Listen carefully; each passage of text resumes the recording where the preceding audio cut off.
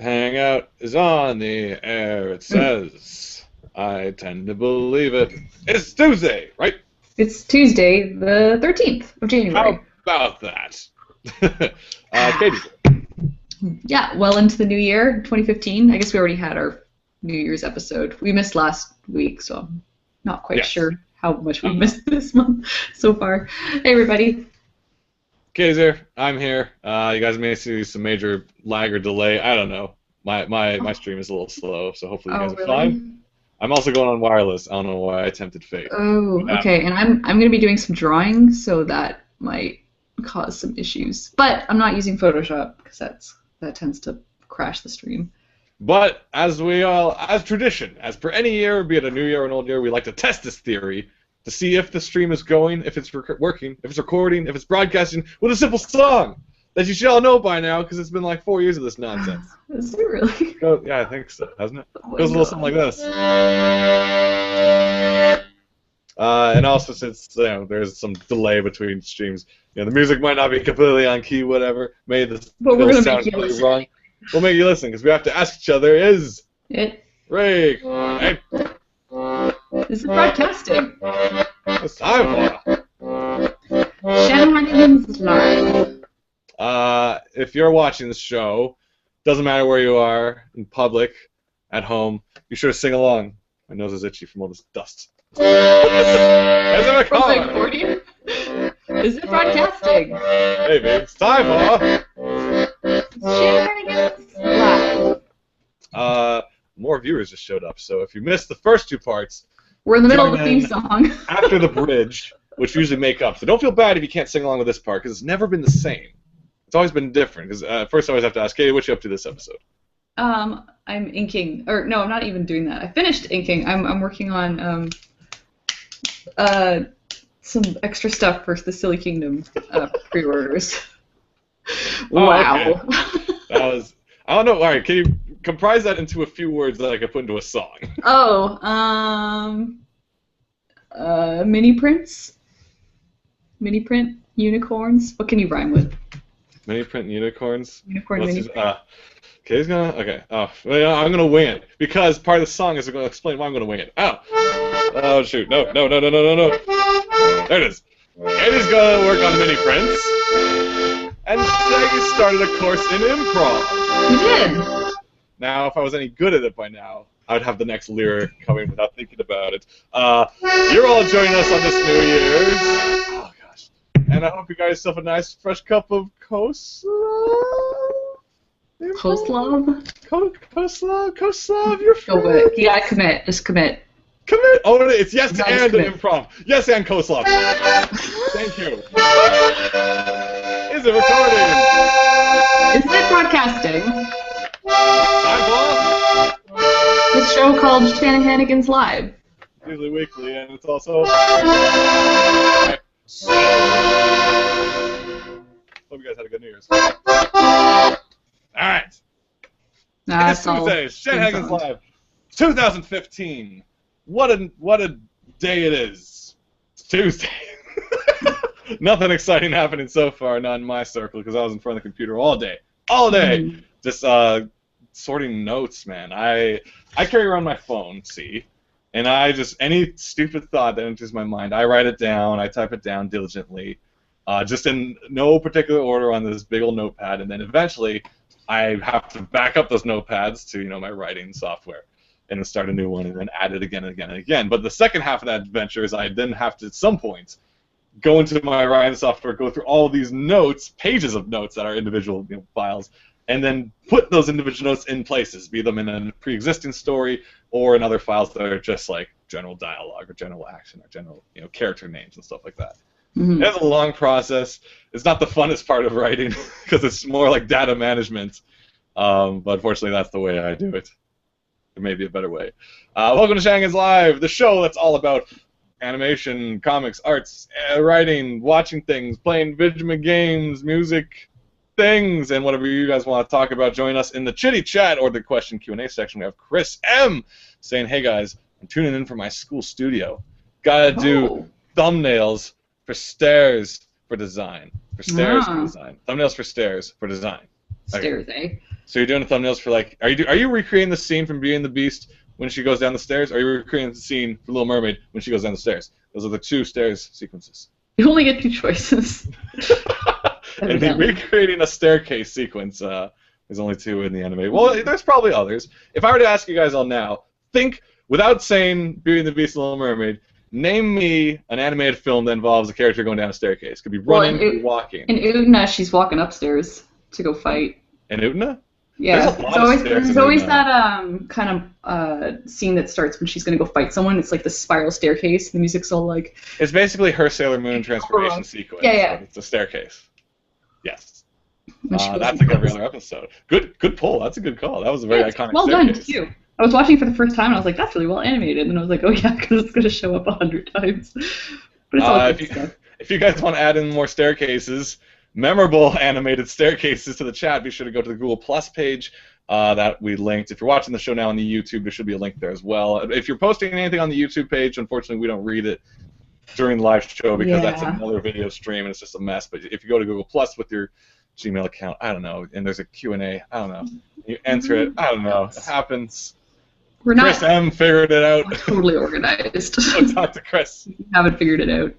Oh, here we go. We got another staircase coming your way. We got Anastasia. Not the commenter, it's the animation. Says Tyler Mann. Anastasia has a pretty epic ending on a huge staircase. Excellent. This is the Staircases of 2015 episode where we review our favorite staircases from animated series and such. We got Maya H. is saying Frozen has a staircase drama. Oh, yeah. Indeed. Well, no, that's when she goes tally-ho and she's making a staircase, right? She doesn't actually say tally-ho. They didn't have a mustache and a hat and a monocle? No. From the last GIF I watched, I recall that was how it was. But she's, like, building the staircase, so that may actually be the most staircase building we've seen in an animated film. Not too many staircases are made in it. Little-known fact in the animation industry, not too many scenes of staircases being made. Like, they use staircases willy-nilly in animation. Use and abuse these staircases, but building them, it's an extra step. You know, and that's why Elsa ran away, so she can make more staircases. Is this actually on your topic list, or did this just happen? This is improv. You're like topic 1, staircases.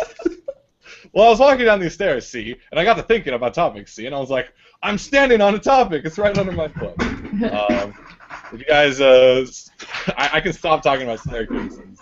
If you guys wish to continue talking about staircases, that's your prerogative. You can post up your favorite animated staircases or your least favorite animated staircases. Like, let me think if there's any I can conjure up in my head. Oh gosh, have we tapped out animated staircases? There's got to be some like bridge or something from like Miyazaki film. I only know because we had to animate them in school, like a rotating staircase, and it was just kind of like.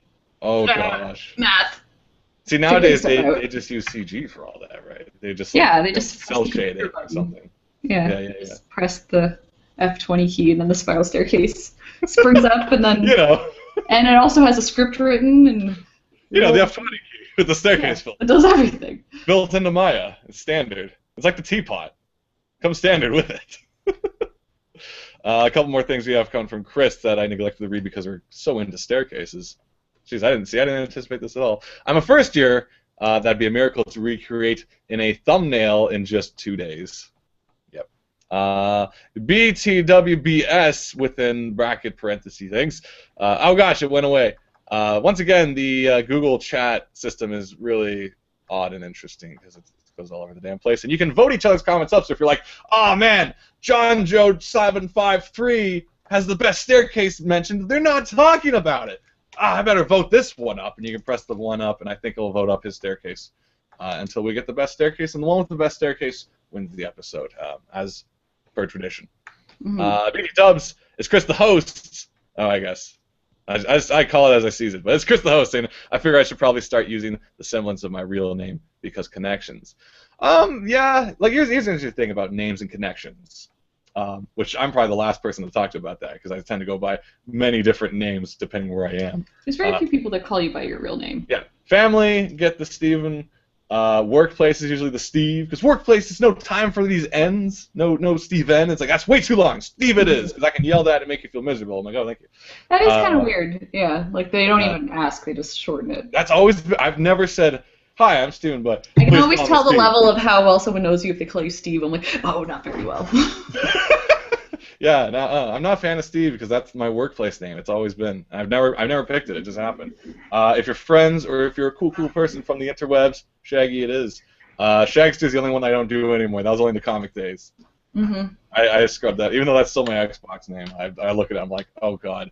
Because if I have to go on Xbox tech support and it's like, oh, my account's not working, I gotta switch over the credit card. I'm like, all right, what's your account name? I'm like, oh god, it's Shagster Shan, and she's like, Not bad. okay. I'm like, with a capital G, and she's like, we Come on. I'm sure there's a lot capital crazier G in the ones. middle. I'm sorry, I was young. Do you guys have web handles you regret that you still own? Like some people are like, oh man, my work email's still shitbox73. Why did I That should not be your work email. I need a recommendation. I You're gotta send it to professional, you cannot have shitbox73. that. Unless you work in a company or. But if you have a really typical name, then people at least remember you. You're like, Franklin? What is like, oh, shitbox73. Shit, you're shitbox73! Hire this guy! He's memorable. Couple more notes on staircases coming at you from Tyler Mann with a vote of 2. See, the system works. Bureaucracy or democracy or vote-pocracy. Fun fact: the staircase in Little Mermaid were first 3D animated in Disney before Aladdin's Carpet and Cave of Wonders. Yet I will one-up you with the Clock Gearworks. Did you say Little Mermaid and Cave of Wonders? Yes. The Gearworks. Where's their staircase? The Gearworks in Great Mouse Detectives were they also not computer, and that predated The Little Mermaid. So bazam! If anyone can predate me on computers, go for it. They are weird if you look at them now. That's like Carpet. He's well animated, definitely. He, she, it. It's Carpet. I don't know what it is. Carpet. Carpet is well animated. Carpet is well animated. Definitely does stand out kind of odd at times. Where you're like, that's definitely computer. But you know, if I go back, I think it still kind of holds up. But I think the staircase sometimes stands out odd to me when I look at The Little Mermaid. I'm like, oh shoot, that staircase is like epically frame rated. Sorry, what is this scene? I do not remember this. You know, she runs down the. All right, okay. Little Mermaid's like. When she's running. She's not talking to the crab because she can't talk right now. But the crab's all like, no. Seagull comes in. He's like, oh, you're going to get hitched this afternoon. And he's like, and it's only now. Go down the stairs. And she's like, and the staircase she's on goes like. Oh my gosh. Like it's from like Mario 64. It's like this epic 3D staircase. But then she gets there, and then Cogsworth, whatever the guy's name is, Grimsby, is all like, oh, there's another girl. Okay, well, a wedding's a wedding, I guess. Can't waste all that food. I guess we'll set it up. What about the redhead upstairs? She was quite attractive, and you were all about her brushing her hair with forks. And he's like, no, this brunette is the one. And he's like, all right. Far be it from me, you're the prince, but okay, let's just not invite her or tell her. The poor dear will be crushed, you know. And then she's sad, and then she's on a barrel. That's the staircase. We got my H voted 2 so far, winning the staircase. Well, tied for the staircase of the year awards. We're like 15 minutes in, and we're still on this. Not only does Elsa make a staircase, she also has a conversation with Anna and Olaf on a staircase. 2 points. This is a fruitful topic. You guys, like, you spend your days talking about, oh, what Tiffany did, or like, oh, I'm getting a job. You never spend your days talking about staircases this much, and now we're all so binded by this because we're all like thinking now. We're all like, our minds are expanding. It's like staircases. Like, did Titan AE have a staircase? I don't know. Maybe John Bluth has something against staircases. So, like, maybe he got over it in Anastasia, and he's like, oh. Enough of these staircases. During Anastasia, he talks Russian. I don't know what Don Bluth sounds like at all. Complete segue. If any of you saw that Don Bluth-inspired Five Nights at Freddy's art, that was excellent. It was really well done. That's crazy. Going down the list, of course, we got Lar D'Souza saying classic Disney Cinderella has a couple of staircase scenes. That's where she lost her shoe. Yeah. How did we not touch upon that? That's one of the most epic, like, well-known staircases. That's true. That's a very classic moment. We got Courtney quickly thrown in a reference, but Grimsby, 8 legs. If you're all fans of the Neil Cesariga drawn Little Mermaid comic, which is one of the most brilliant interpretations of Little Mermaid we get to see. Benjamin Boston coming in with animated staircases. Do video games count? I've had some time in Assassin's Creed on many a staircase, I'll tell you what. But here's the thing, I'll get to it first. I've seen some amazing staircases in Transformers Fall of Cybertron. There is the art book, which you could purchase at your fine art stores if you want to study the staircase artistry. And the Fall of Cybertron, they probably have a couple pages on that. My problem with staircases in video games is rarely do they actually program the character's leg animation to match up per step. You might be like, oh, look, Ezio's going up steps, but then by the 5th step, he's like sliding in between. Oh, yeah, just yeah. And this is the theory of the negative step. It's like the step that like it's not in time. I just made up that term. I don't know if it's real, but it's basically in the animation walk cycle. It's not timed out. Even though like Assassin's Creed does have some good stuff, where like if you shimmy your character up towards like a treasure chest in Assassin's Creed 4, his leg will go up and start bopping up like a maniac. So it's like, okay, there's elevation for that leg, and it's like crazy. I don't know if I'm supposed to do that, but at least there's elevation. But yeah, staircases in video games often disappoint me, especially flat ones. But once again, Mario 64 had one of the greatest staircases in video games ever. Really? It was this evil, never-ending staircase. Because you actually thought you could go fight Bowser right at the beginning. You keep going, keep going, and they're like, man, I have to go all the way back down, but then the bottom's right there, and it doesn't make any sense. I saw some like speedrun hacks where a guy did this like backwards long jump up the stairs, and he got like sucked all the way up to the top, and I'm like, oh, and he beat the game in like 10 minutes because he like got to Bowser at, like How did that work? It was great. I don't know if it was ROM hacked, but like it was genius just to see Mario jump backwards and go like whoop up the stairs. Like, oh, that's how you do it. Cool. Once again, this is the Google Plus Q&A section, which has no rhyme or reason, so people's comments get stacked in random order. So I usually just go for the top. But if you're feeling that your comment is neglected, be sure to vote it up or get your friends to vote it up for you, and then I'll see it. Can you vote your own comments up? I don't know. That I don't know. We're 20 minutes into Staircase Awards. Apparently. If you have your favorite staircase from an anime video game, dare I go live action, because I can go nuts, but I'd have to say Ace Ventura when he had the Slinky down like the Mayan staircase or whatever it was. Yeah. That was an epic staircase in film, motion pictures. Also, there was like the Three Ninjas, where like the kids are martial artists and they kick the guy down the stairs, and every time he climbs back up, they kick him down again. You're like, ah, he keeps trying. And the last time he climbs up again, and the ninja's all there, and he's like, oh, forget it. And he like rolls down the stairs again, and we're all like, ah! This makes them sound like a bunch of bullies. They were. Sure. The original title for the Three Ninjas was the Three Dicks, but they changed it for the youth audience because it was inappropriate. Yeah. We got Larda Zuza, voted 2. Regarding Cinderella, not just the shoe, scrubbing the hall and the cat gets sooty footprints all over it. And the town staircase where they lock Cinderella. Oh, the tower staircase where they lock Cinderella away. Oh, yeah, that was scary. One of the scariest. I'll give credit's due. That was one, as a child, that was one of the scariest moments in movies. Just how they set that up with the shadows and the lighting work. And even if I didn't understand the politics of marrying a prince at the time, the way they designed the stepmother to be like, I know what you've done. Well, her eyes are all lit up, and she's just super sinister.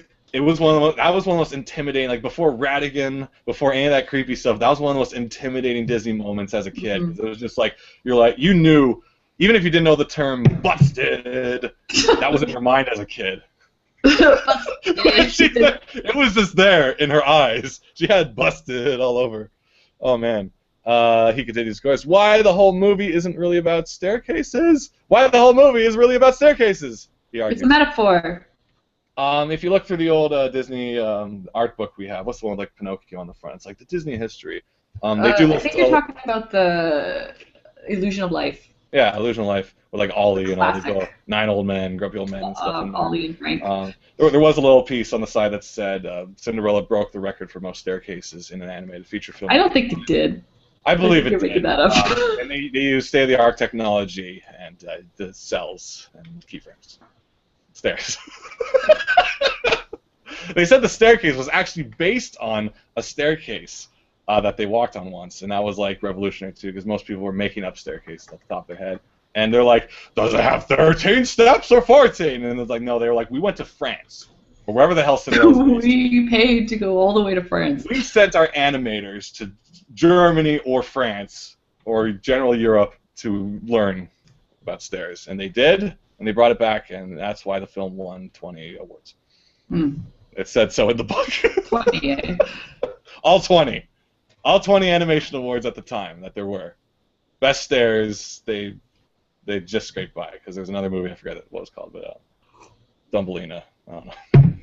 Yeah, that came out the same time Cinderella did it. The awards were like 20-year spans. They don't do awards per year. It was like per every 20 years they do the animation awards at the time. So it was kind of. Or is this your animation awards? Well, all I know is voted up for 2. We've got Caitlin Brown saying, "Did you have a favorite musical on terms of? Did you have a favorite musical on terms of Into the Woods? Did I like a musical I've given up on, or do you mean a musical film? I haven't seen Into the Woods, but I was in love with Les Mis from when I was 14 until I still really enjoy it, but I fell in love with the music of it and the story of it, and then for my 16th birthday, my folks took me to see it with Broadway superstar Colm Wilkinson as Jean Valjean, which was amazing. Colm brought it home that night. Fun fact. Back when I thought I had any chance of doing any kind of stage stuff, I actually tried to apply for a play. I did an audition for a musical and sang one of the songs from Les Mis, but I was too nervous to be in the same room as the person who was auditioning me, so I asked her to go into the other room so she could still hear me singing, which she couldn't be looking at me. And I think right then it was like, well, this is not obviously going to work on stage if you can't even sing in front of me. Yeah.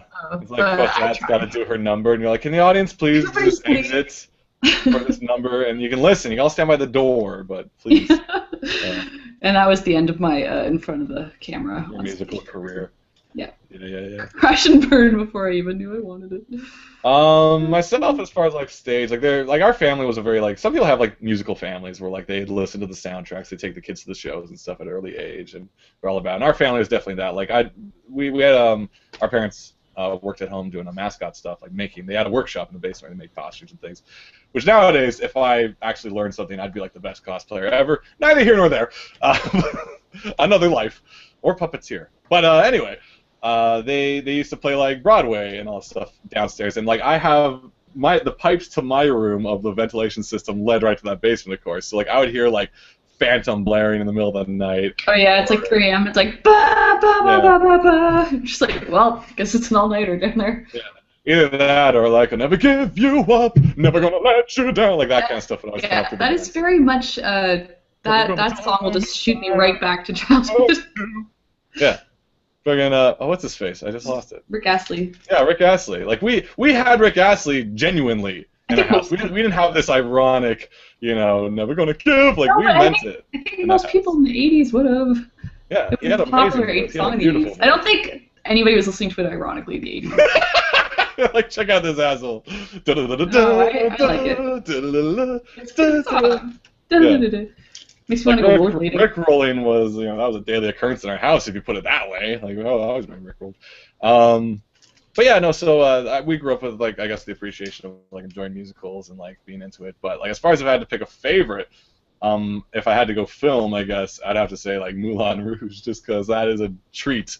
It is like some people may tip their nose at like, oh, it's a juke. It started this whole jukebox musical thing, but I'm like, my God, is Ian McGregor dreamy in that? Like, is he? He is dreamy. He kills it, and friggin', like backflips, and the scenery, and the location, and the music, and the characters are all great. Like Moulin Rouge is one of like my favorite films in general, just because like what it did and how nuts it is, and how it still feels like a stage production in the way that there's only like 3 locations or 4 in the film that you can like see at once. Like they pull the camera out, and you're like, there's the windmill, there's the theater, there's his place, and the street kind of thing. It's like there's 4 places, and it feels like a musical, and it's great. Granted, I may have I had an odd introduction to it because I never watched it when it first came out and was getting recognition and stuff. But then years later, we saw this anime music video that was such a spectacular that had basically it was the lead 2 singers was kind of like it was the guy from Card Captors or the little bear with wings and Vash. We're kind of like the lead spectacular, and what do you mean by that for like those 2? We're like Zidler and the Duke, and so. Appreciating the song from that video, I was like taking it apart in my head. I'm like, that sounds a lot like Obi-Wan. That sounds a lot like Ian McGregor. I'm like, oh my gosh, this is from that movie Moulin Rouge. So then I went back and then I love that movie. I'm like, this is the greatest movie. Mm-hmm. There you go. That's my favorite musical. Nice. Moulin Rouge. I'm sorry, but it is. It's the love songs. I don't apologize. Voted up for 4. Vote up for 4. So far, Tyler Man is winning the staircase, even though this isn't about staircases anymore. But you will win a staircase at the end of this episode if someone gets a higher vote. Tyler Man, I think, is going to art questions now, saying, I'll ask the actual art-related question, because this is a learning show. It is a learning show. If you're new to Shanahanigans Live, it's not just a weekly review of animated staircases. Oh, yeah, if someone's not shown up before, we have no context for what this is about, other than we like to talk about stairs and animation. Yeah, we talk. Welcome. If you're watching for the first time, we are comic-making siblings from Toronto. I am Katie Shanahan's, my brother Shaggy Shanahan. Hello. Ask us questions about comics and things. Enough of this crap. If you want. Okay, No. We'll take whatever. We got Tyler Man now asking a real question. Enough of this nonsense. Real questions. Tyler Man's sick of this card. He's like, enough of these stairs. He opens with, no, he doesn't. Related question. I know Shagster. What did I just say? I said I abandoned that name.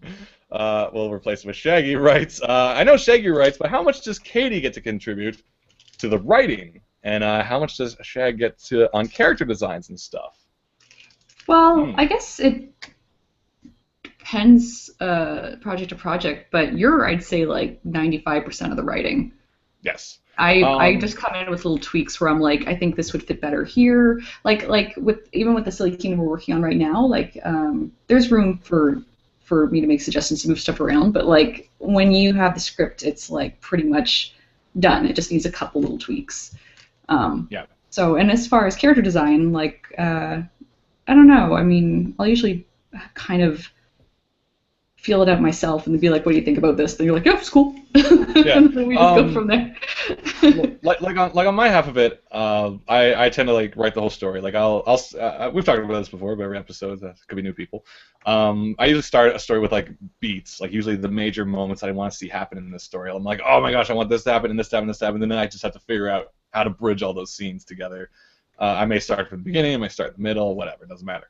So as I said, we usually get anywhere between 4 to 8 drafts of a final script, because I'll just kind of keep changing little things, keep revising. Sometimes there's been huge revisions. Like if you read the one from our Explorer Lost Islands.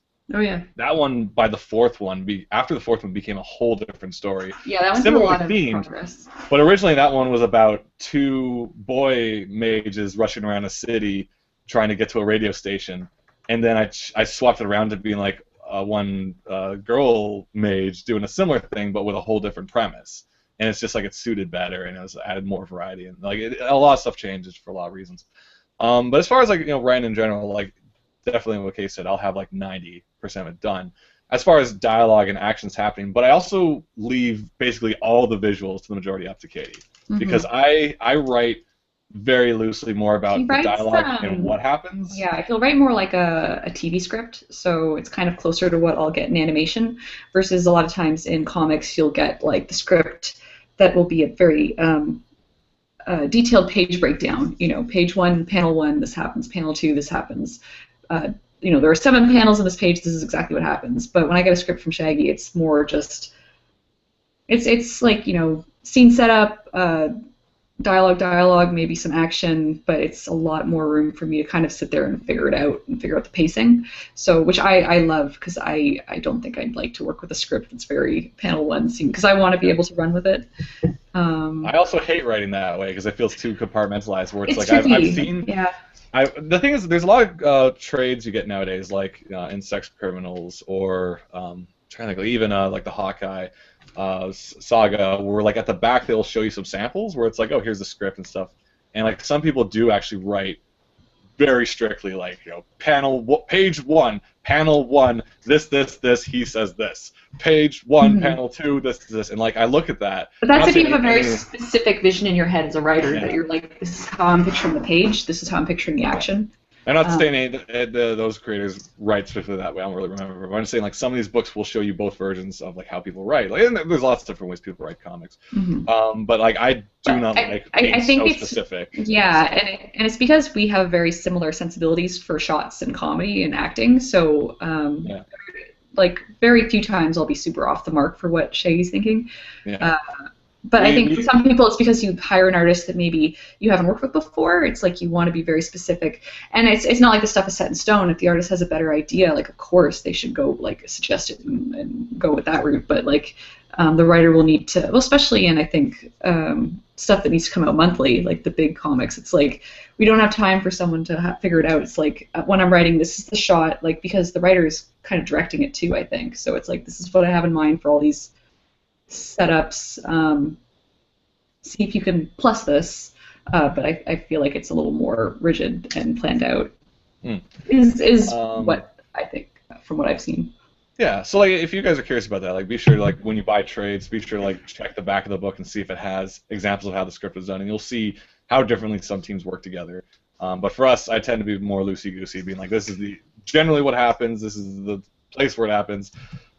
Basically, unless it's very specific to like a gag or something really important that I think needs to be focused on, I'll be more specific, but otherwise fairly general.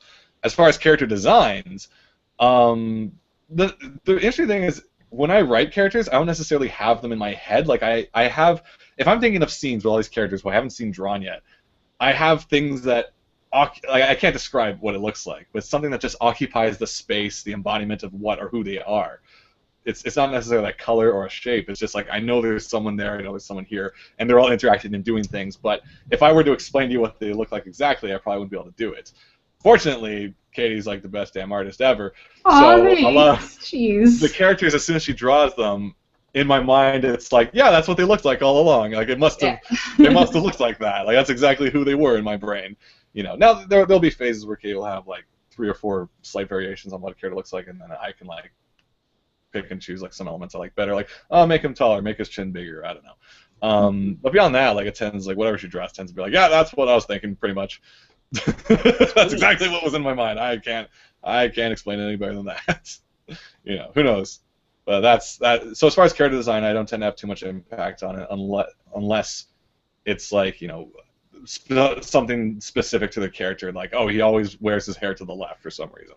You know, otherwise it's like go nuts, or make sure she has a scar, or I don't know. You know, that do whatever you want beyond that. Because it comes mainly down to like, you know, how many different kinds of characters do we want? Like, how many short hair characters out there? Do we want more short hair characters? Do we want more tall, more short, you know, rounded, like whatever? It's up, and you probably have more of a visual library. Yeah, and sometimes it's like character design will develop because it's like, oh, here's a design, and then after I've drawn it a bunch, I'm like, this is a really annoying design. How can I simplify it? So it's finding ways to maybe draw the hair simpler or make the clothes a little bit simpler. Yeah. Because you're going to be drawing a lot of it. You got to want to draw the characters. That's the thing. Like I remember watching the commentaries for The Simpsons, and like at the time they designed Dr. Hibbert to be kind of a parody of, you know, from the Cosby Show, because he always wore like those crazy sweaters. But for the animators, those sweaters were a pain to draw. Yeah, unless you can do a splash thing. Geometric shapes and things that every frame you're redoing again and again and again. So it's like you want to make sure your characters that you design are ones you're going to enjoy drawing, and you can simplify them over time. Like if you read a lot of manga and stuff, you will see like a character who used to have like so many spikes in his hair. It gets a little simpler over time to like it still embodies the same amount of spikiness, but it's not as detailed. Well, and then it's kind of like if and this is a recommended reading. If you guys have read Scott McCloud's Understanding Comics, which I think is the first one, like he has an example of, say, holding a sword, where when you hold it back here, it just looks like an outline of a sword, but when you're really close to the camera, you start to see all these little details on the sword that you wouldn't have seen from far away, where it was a little more cartoony. So it's like use details when you need to use details. Unless you want to be hyper-realistic, then go for that. But there are ways to do shorthand that will save yourself a lot of time and hassle. And we can't recommend that enough. Like, be sure to grab a copy of Understanding Comics and Making Comics. Those 2 books are, like, I don't even draw, and I still reference those books as being, like, just the little things that just burn to my mind of being like, he's so right! Oh my gosh! And even for writers, it talks about, like, the concept of panels and how action happens between panels, and audiences understand that, because that's a bias we've grown up with the art form of comics, to be like, oh, this led to that, my imagination is in the middle, is in the gutter of the panel.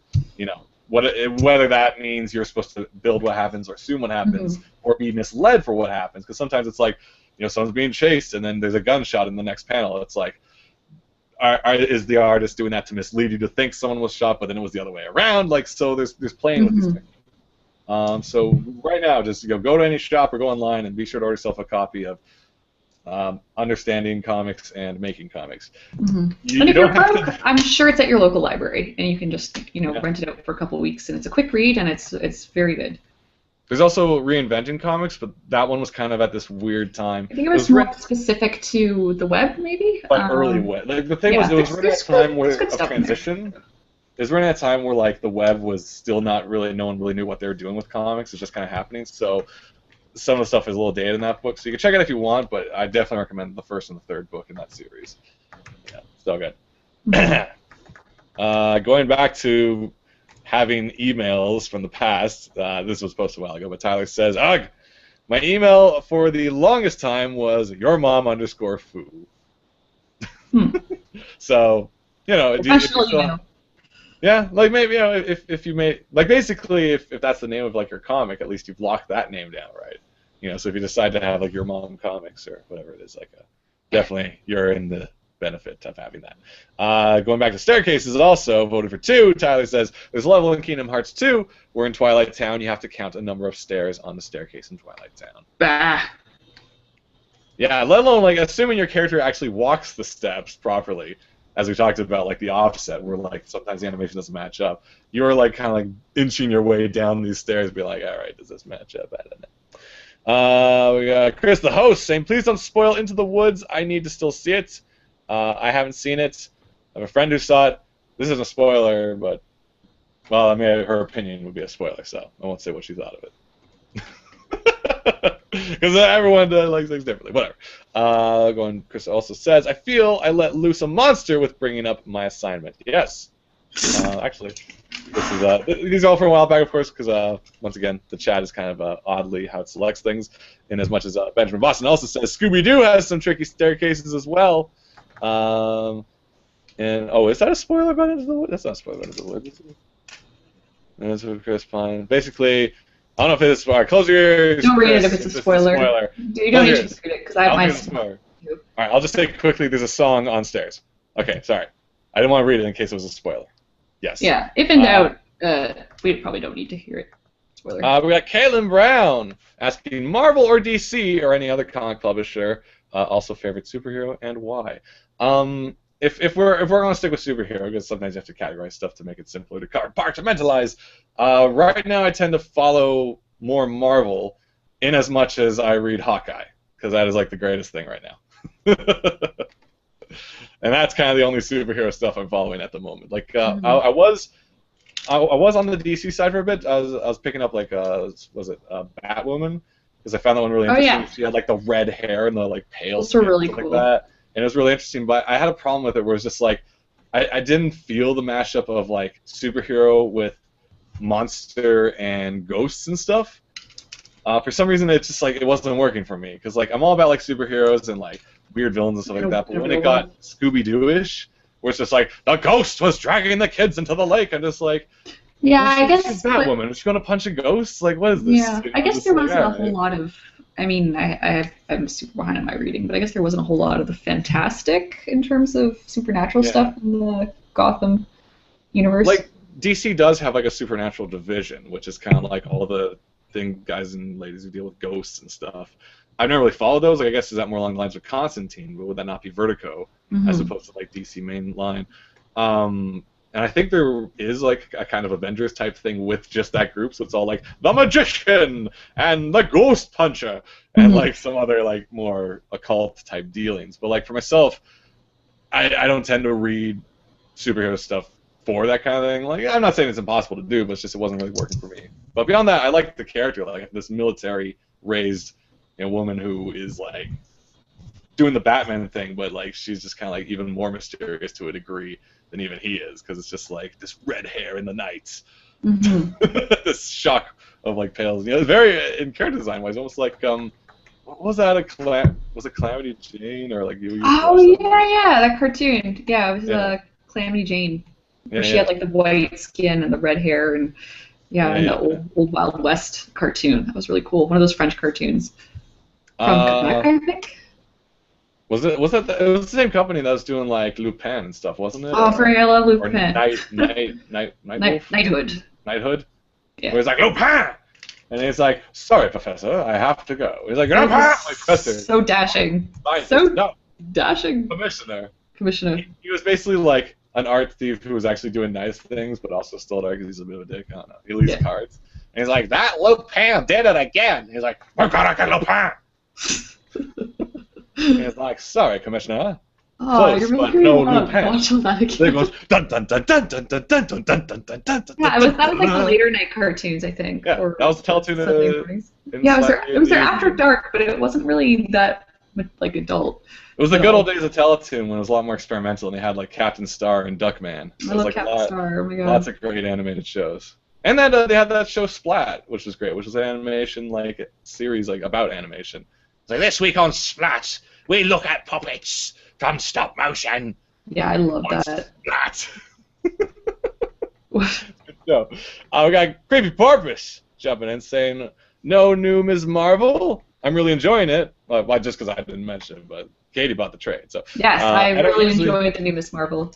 I don't usually read superhero comics, but that one's got me hooked. Yeah, I'm not super caught up on it. I read the first trade and really, really liked it. Yeah, I really want to catch up. And I know, like, my old comic camp pal, Jake Wyatt's been drawing some of the newer ones, so I really want to get those, but I'm waiting till it all collects on the trade. What I'm really excited for that just came out and I haven't picked it up yet is the Unbeatable Squirrel Girl by Ryan North and Erica Henderson, because from what I've seen that they've shared on Tumblr, it looks really funny and really good and super wacky. And those are all things I very much enjoy, especially in a superhero comic. We actually had a book launch signing at the Silver Snail on a very cold day. Couldn't make it out. It was freezing that day, yeah. Yeah. So we're like, nope. We also recently had a signing at the Little Island for the Lumberjanes. Oh yeah, I missed that as well. This is our reporting after the fact. This is our missing events report. Yeah. What else did we not go to? But yeah, so Miss, I actually read the first few Miss Marvel after I got the trade off you. And Squirrel Girl, I definitely want to check out. My only experience with Squirrel Girl, it's hard to say Squirrel Girl. Squirrel Girl. Was I think it was called like West Coast Avengers or one of those kind of like odd offshoot titles that someone lent me the trade of, and it's just kind of like all these weirdo. It's been a while since I read that, but she was one of the characters in it, and I was like, was she made up just for this? But then they had like older comics with her in it too. I'm like, oh, she's been around for like actually quite a while. So I'm actually really kind of excited to see like I feel like I'll like here's the thing. I don't know if the Guardians of the Galaxy movie had anything to do with kind of this Marvel being a little more brave with pushing the titles that less people know, or the goofiness in general. But the idea that, like, everyone was like, what the hell's Guardians, and everyone still liked the movie anyway. I'm hoping that means they, like, push a lot more obscure kind of bizarre titles that maybe not everyone knows about. So, like, to have more things like Squirrel Girl or... well, like, lots of other things we've never heard of, Yeah, I haven't seen it yet, but, like, I hear the Agent Carter show on TV is really, really good. I want to see that. It looks pretty badass. So, yeah, I really love what Marvel's doing with their... wait, is Squirrel Girl... It's DC, right? That's Marvel. It's Marvel? She's an Avenger of, like, West Coast or West Lake or South East Coast Avenger. There's some other Avenger groups that have, like, interesting mix-ups. So, like, yeah. Oh, yeah. She's hanging out with the Avengers. Yeah. So I'm curious to see, and like eventually, I don't know if like they've all had a swing at being in the main Avengers, because usually that happens. It's like they let you rotate in. Yeah, Wolverine's been in it a bunch. I don't know. It's just like anyone could be. It's crazy, but like I'd probably reread those other ones. I gotta turn the fan on in here. It's really, really hot in the studio. I'm just gonna pop open the window for a second. All right. Let's see. We got Caitlin Brown saying, I remember all those cartoons on Teletoon. My fave was Cyber 6. But since I live in Quebec, I had to watch it in French. Blown high. You just missed it, Kate. What's that? Says, she remembers all those cartoons in Teletoon, especially Cyber 6. And I love Cyber 6. Cyber 6 DVD recently came out, I believe, and I saw it, and I was like, oh my gosh! Clone High is the best. Clone High was a Nork. It's still... You got me a Nork! It's still so quotable. Yeah. Clone High was great. I'm curious so many times for the makeover. Yeah. I'm curious if that'd ever come back as like a Kickstarter or something, but it was something special. Yeah. Matthew Pachad. Have you two heard Majora's Mask is coming out in 3Ds? Well, firstly, this Link hat was made none other than my younger sister, Heather, Hess, online, as well as Mother. She helped as well. But Heather has made this for my Secret Santa gift Very And nice. it has like, where's it? That was in there. Very nice. Just for And little it's, stitches. it's a cozy hat, and it definitely does replace the one that I lost all those years ago that I've been sad about ever since. My favorite hat of Yeah. all time that I got from the Fairies Pajamas. It was like the sack hat, had the swirly on it that everyone thought was the Sega logo. That hat was like, I identified with it, I lived with it, it was my favorite hat of all time. And I lost it one day right before a Christmas party because I was doing laundry. Aw. It disappeared, and I either left it at the laundromat, it fell in the street, which I don't know, maybe. All options are terrible. And I have dreams where I wake up in the middle of the night in a cold sweat, being like, I found it! I'm like, oh, it was all in a dream. That sucks. But fortunately, this new hat that my younger sister made for me replaces it very much, and So- then some. Because it's cozy, Awesome. it's long, and it's awesome. Suits your That's beard. my hat story. Thank The you. colors are good. Yeah, it's a good match. Earthy contrast. Yeah, I just got wear. I also have my green sweater we got from that mountain-esque clothing Oh, shop. yeah. Well, the Avatar shop. Everything Yeah, looks the like Avatar shop. clothing from Basically. the Everything Avatar. has swirls on it and stuff like that. I have a drink and I haven't even started yet because my voice is getting dry. Yeah. You're not still Yeah. sick, are you? I shouldn't be. I think I got all my voice cords back. Because for a while, if you guys follow my SoundCloud, which I don't really promote too much, but it's out there, look up Shaggy Shan on SoundCloud. And my most recent clip was a New Year's greeting in the voice of Winnie the Pooh because that was literally the only voice I could do. So go to SoundCloud, look up Shaggy Shan, take a listen, and you'll know how bad I lost my voice the previous weeks. Yeah, it was pretty gone. Oh, my camera's locked on me. I'll change that. Oh, man, they mean it when they say ginger. That is like, that's ginger. That's ginger, all right. Thank Oof. you, Italian soda shop. Burns. We got Darth Tribulus saying, "Whoa, Shanahanigans." Whoa. Whoa, back to you. Oh, and quickly, yes, we did hear about the Majora's Mask re-release on the 3DS with the limited edition statue, which I'm so tempted, but I got to cut back, man. I got a lot of stuff and not enough job, you know what I'm saying? Yep. We have Caitlin Brown also saying, "Oh, have you been watching cartoons lately?" I've been eating up Gravity Falls and Over the Garden Wall. Well, as our of the year awards, Over the Garden Wall was my pick of animated series of 2014. It was spectacular. If you haven't seen it yet, Fantastic. do a marathon or take 2 or 3 days, but be sure to watch it. It is beautiful. It's it is so well amazing. done. It is like the hope of the future for animation. It is. That's very much how I feel about it. Like, I hope that the mini series Yeah. trend gets going. Like, I hope it just starts and I love that idea. everyone's- Just like 12, 13 episode shorts where creators Complete can kind of stories. put their all into one narrative versus being like, oh, another season, let's keep it funny, let's stretch it out. I'm like, I like the idea of this compact. You know what? I did it. I feel good, and like that's how I feel about some series where I'm like, I enjoyed the first season, but I don't know if I need more. Like I'm kind of like I'm content, I'm happy. I want to see what else you got. I want to visit some new sites, some new characters. Yeah. So Over the Garden Wall, beautiful piece of work. It is brilliant. Yeah, last year was a good year for cartoons. I have to catch up to Gravity Falls because that was like my 2013 and before favorite series of all time. Yeah. I recently watched the Seuss and the Real Girl, or the episode with the dating game, Japanese dating game he gets at the game store. Very interesting episode. Very surreal to see like that amount of like attention given to like a Japanese genre of game that isn't as mainstream over here. Yeah, the dating game is amazing. Yeah, and the art is brilliant. It's also funny enough, just being set around the time that all this Five Nights at Freddy's is happening. They have like this. It's not really a Five Nights at Freddy's thing. It may have just been like coincidence or whatever, but it's just like it's set at a Chuck E. Cheese type place where creepy ass stuff happens. It's brilliant. So yeah, once again, watch Gravity Falls. When are the figurines out? Tyler, you still watching? Are the figurines available yet? We know a guy, and for some reason he has all of them. I don't even think they're out yet. Oh yeah, that was in LA, but he's got like connections. Yeah, dude has all of them, all the big ones and the littles. They might not even been his. He might have been at some studio that had them all. Ugh. I want them. Just email him. There's no option to pre-order them. I want them. I want them all. I want all the characters. They're so good. That's like my last big spree. Can't afford this lifestyle of buying toys. This lifestyle of cartoons and comics. You got Matthew Bachard. Matthew Bachard, and speaking of your SoundCloud, we fixed "Baby It's Cold Outside" was hilarious.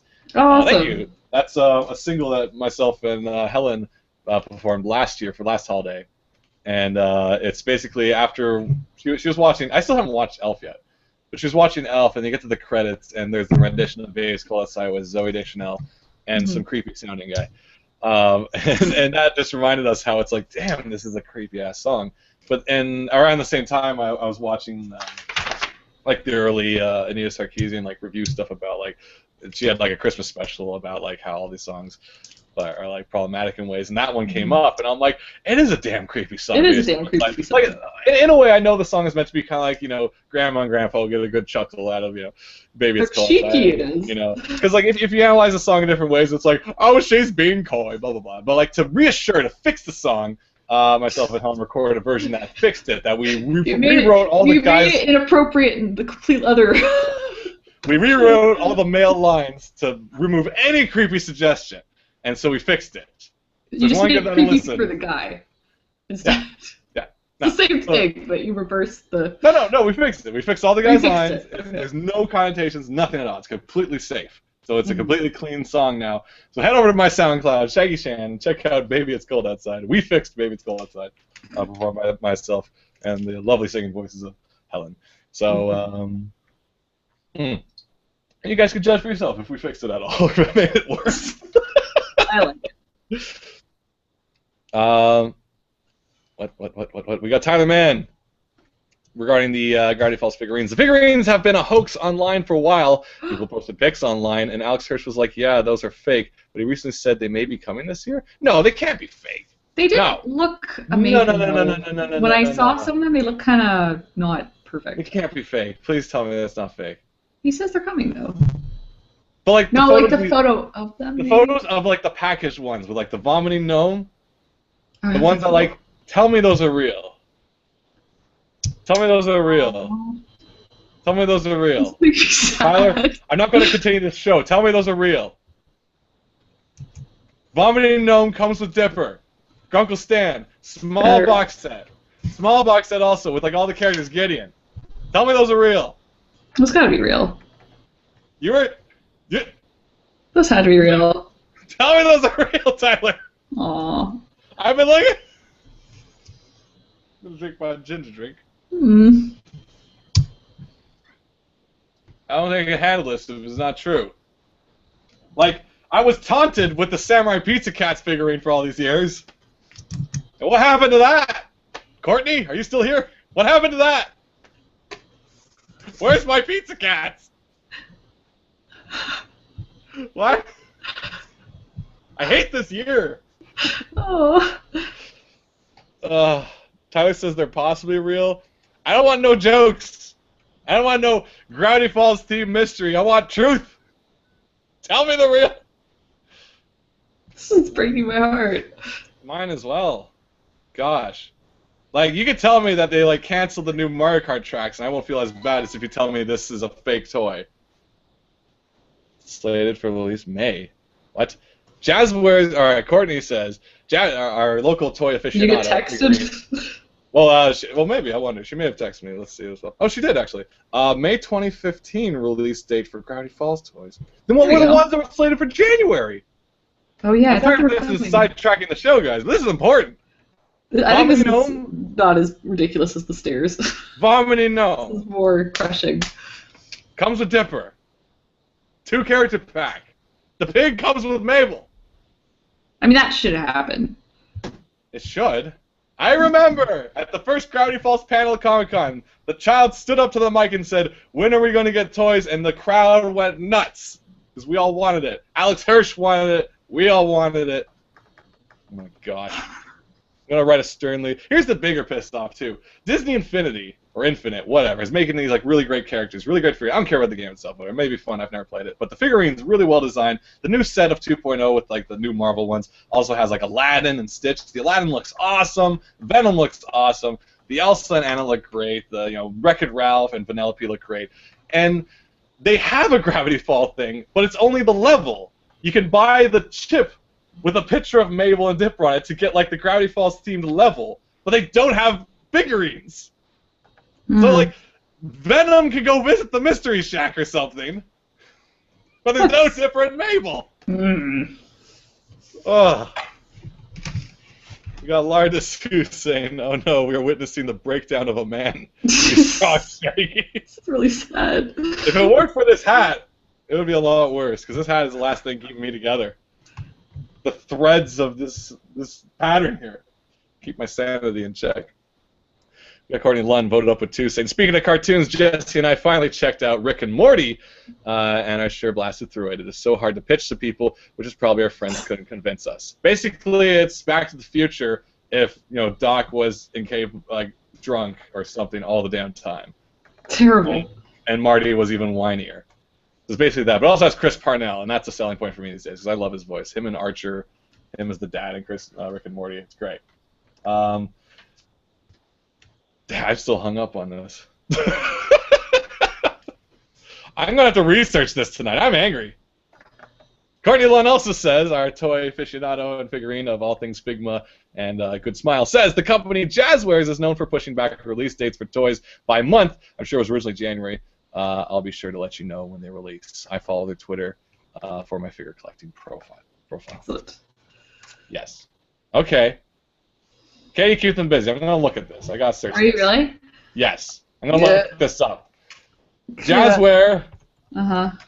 Gravity Falls figures. Release date. Is it there? This is riveting. That's why you talk. Tell them about your day.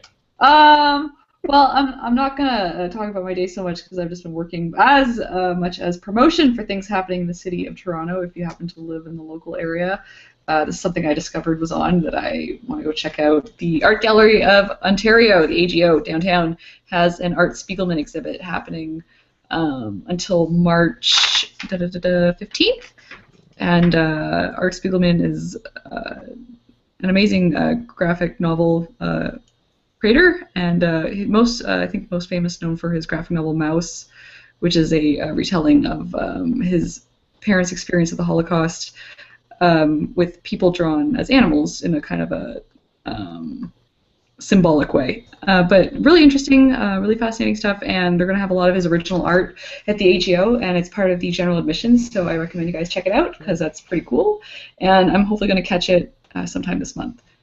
And that's art news right now in the city. Other than that, okay, so tomorrow, here we have the list of figurines. Look at them. Ships in January. No, it's real. In January. These have to be. We got a pig. We got vomiting gnome with right here. Vomiting gnome with Dipper. Ships in January. I can't stress this enough. Jazzwares. So it might Dipper Pines and Barfing Gnome. It might just be late. Right there. It might just be held back. Continue. I was also going to say, I was going to save this for the last, but tomorrow, for Toronto people, sorry for people not in Toronto, but tomorrow, Animatic TO, run by our good friend Andrew Murray from the Guys with Pencils podcast, is blah, blah, blah. Animatic TO is a series of lectures with different animation people, from designers and storyboard artists and game developers and stop-motion animators, and it's starting up again tomorrow at 7:30 at the Rhino, which is on Queen Street here in Toronto, and Genevieve FT, as her Twitter handle is going to be giving a lecture, and she does really adorable pinup art, and I hope to see some of you guys there because it's going to be a fun, informative chat, and once again, that's Animatic TO, and you can find out more information on their website, and it's tomorrow at the Rhino, 7:30. $10 at the door, and it's an open bar. Or it's not an open bar, it's a bar. You can buy drinks if you want to, and snacks. Apparently I could have gotten free, but I missed the text. Could have gotten free? I was going to be a doorman. Oh, really? Well, my phone was off during improv lessons, which I'd like to get to, but we're actually running out of time. We'll get to improv lessons, I'm curious. Okay, Courtney wonders if she's wrong. I don't know! It said January. All right, Courtney, your mission. Find me these toys and buy them for me. Wow. Or not that part. Don't worry about it.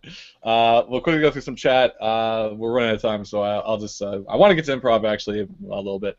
Tyler Mann, with a vote of 2, says Disney Infinity has a Mabel-themed power-up where you can shoot kittens out of your fists. Amazing. That's good. We're just joined by Peach, saying, I just made it for the end, In time for the end. Well, we still have a couple more things to talk about. We got Chris, the host, saying, mind if I ask if it's okay to talk about Korra finale yet? Since we are wrapping up, I need to talk about improv. Maybe we'll save that for now. We keep delaying it. But, like, I don't know if everyone has seen it. I don't really want to talk about the finale if everybody hasn't seen it yet, though. That's kind of the only thing with it where it's I don't want to spoil it for anybody. Okay, well, we'll hold off on this. Sorry, we'll get to it soon. We'll hold off on it this week just because we got a couple more things to talk about. We're just going to keep dangling that Korra carrot. Yeah, we're going to just keep you coming back. Well, like, no, long and short of it is we loved it. Korra's and also quickly, Korra was voted on IGN's Best Animated Series of 2014, as well as Viewers' Choice Award. So the love is there. And in the categories, too, was Archer, Rick and Morty, and something else. So, awesome. You know, the Korra love is definitely in the world. Yeah. We're not alone, folks. Even if Nickelodeon hates it, we love it. We got Caitlin Brown saying, "Oh, Art Spiegelman. I read Mouse a few years back. Too bad I live in Montreal." Yeah. Apparently, I just knew something was happening in Montreal. Nostalgia Critic's going to be there. I don't know if you follow Doug, but he'll be at a Montreal Comic Convention coming up soon. Yeah. And they're going to do like a live riffing of the Mario movie, apparently. So check that out. Fantastic. We got Tyler Mann saying, also, my music group is working on staging We Fixed Babe, It's Cold Outside in one of our comedy shows this February. Excellent. Nice. There's only one line I wanted to fix just because of the pacing. It left too much space after the guy says it. If you want to know what it is, I'll tell you later. But it's just like that's the one thing where I'm like, that gap needs to be filled. It's too quiet there. You know, so don't reinterpret it exactly if you're staging it. Don't do it word for word. Because it's like that one part, I just want to fix that because it's like too much of a breath. I just didn't want to re-record it though. I'm like, I don't need to go back on the mic. It'll sound completely different because my voice sounds like Winnie the Pooh this time of year. Once again, check your channel on SoundCloud. I can't even re-mimic how bad my voice was. I was like, it's worse. But check that out. Check your channel on SoundCloud. Quickly also, if we're talking about events, and Tyler, I wrote this down. Fandom Musicals is bringing Animazing the FrostCon on January 31st. FrostCon, yes, a new musical from the Fandom Musical troupe. I don't actually know much about FrostCon myself. All I know is it sounds like it's during the coldest time of year, which for us Torontonians is usually January, February. Because December is usually pretty I was going to say chill, but not chilly.